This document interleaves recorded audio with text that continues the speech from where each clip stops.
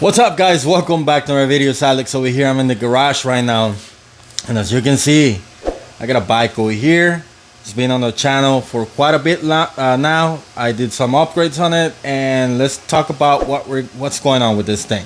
So this thing, I took it out because somebody's been using my Shimano build bike to go to the trail and also for commuting. Sometimes he takes it to the gym, things like that, but I don't want him to take this bike to the gym and leave it out there with the chain, just because I don't want it to get stolen. So I wanted to use this bike more for commuting, and I know it has purple, but it doesn't matter. I have some other things that I can take care of, the grips and the pedals if I needed to.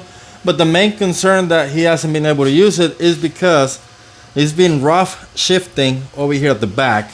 And this is the Axiom drivetrain, and as you can see right here, this thing is very crooked, and I can see that it's kind of bent, and it has a lot of play.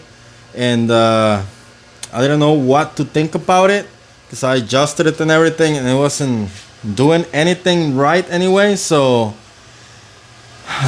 remember, I have a parts bin, and I wanted to see if I have any parts over here that I can use to replace the drivetrain, because I have a little bit of everything. I have another 11 to 42 cassette over here. Then I have this, I think this came out of the Mongoose XR Pro, the 1x3. This is a SRAM. I have a front derailleur, pedals, more new pedals that I never got used, crankset from I don't know which of the bikes, maybe the Axiom. I have no idea where this one came from. They look like that. I have another cassette over here. It's 11 speed, but that's not gonna work. I have some saddles, original saddles, and look at this. I do have another Axe drivetrain. So hopefully by changing this derailleur, it'll make this bike shift better and go from there. So yeah, it's gonna be the same drivetrain that he has. So in reality, all I need to do is change the derailleur, because there's no point in changing the shifter as well, because this one was a takeoff and I don't see any play over here. So hopefully by just changing the derailleur, this thing will shift much smoother, and he can start using this one for commuting, because like I said, I don't want him to actually be taking my my Shimano to a public area where he's, you know, is how easy it is to break a chain and get it stolen. So to avoid all that, I'm just gonna have him ride this one. This one has, we'll go over the parts that he has in a little bit, but I mean, compared to what I have invested on that other one, I think this is gonna be a much better choice. So without further ado, let's replace this. We already know how to do that, so let me just jump to the chase. What I'm gonna end up doing is undoing the chain right here, and then unhook it and change the derailleur, and that's probably about it. This is why we don't do kickstands, but whatever. This was supposed to be my daughter's bike, but she's not tall enough for it yet. And I don't know if I have a yes I do, quick link right here.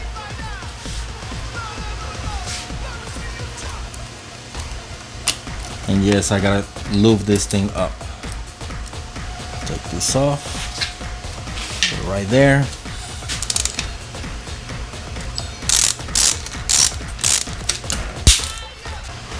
Now, I don't know if you can see this, but this thing has quite a bit of play right there. That's probably why it's not doing so well compared to the other one. It's completely, there's no movement at all on the other one. So we're just gonna replace this, and hopefully that will do the trick. And like I said, this one has no play at all.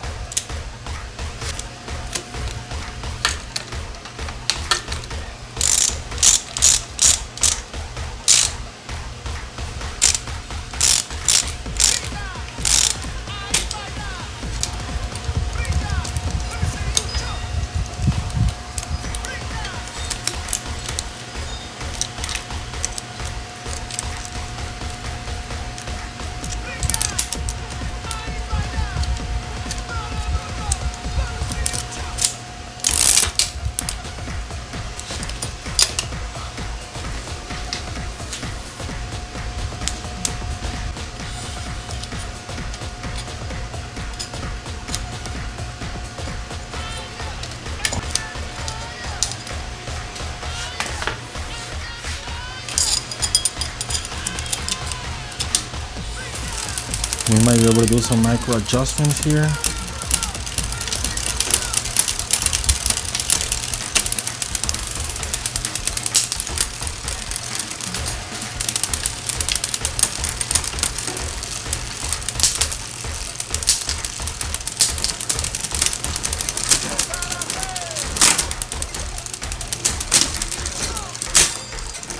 I think that might be the limit screw. Let me go ahead and set that up properly.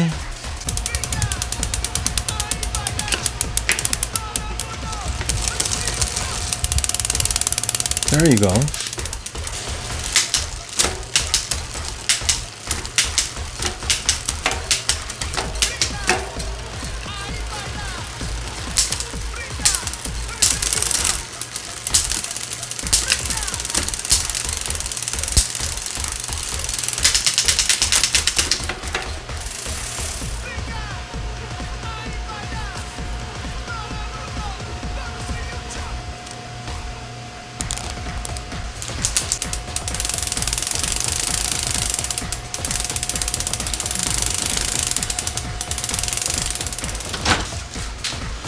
Well, that's it. Just a quick Derailleur change. Luckily, I had it on the parts bin. This bike doesn't have any very expensive parts. Like I said, it has a weight stem, the original axle drivetrain.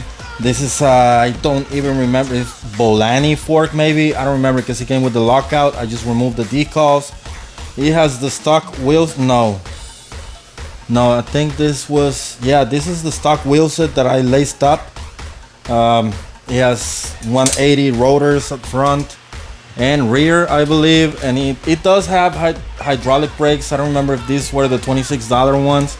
They work really well, and other than that, this is pretty much the cheapest bike that I have. It has the Raceworks crankset, the ones that I had originally on my first Axum build, and should be good to go now.